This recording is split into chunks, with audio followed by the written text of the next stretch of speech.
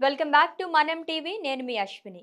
తెలంగాణలో పంచాయతీ ఎన్నికలు గత కొంతకాలంగా వాయిదా పడుతూనే వస్తున్నాయి.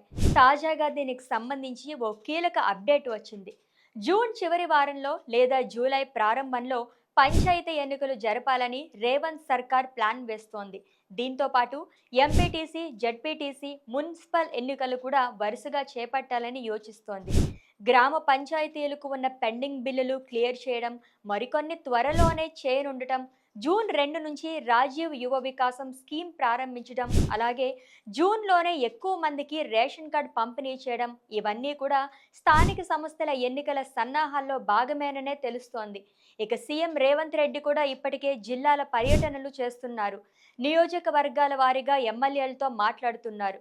ఈసారి పంచాయతీ ఎన్నికల్లో ఓటర్లకు ప్రభుత్వ పరిపాలనపై నేరుగా అభిప్రాయం ప్రకటించే అవకాశం లభించనుంది.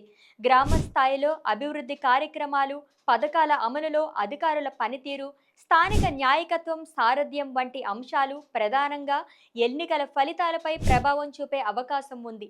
దీంతో ప్రభుత్వ యంత్రాంగం ఇప్పటికే రంగంలోకి దిగి ఎన్నికల సన్నాహాలు ప్రారంభించినట్లు సమాచారం.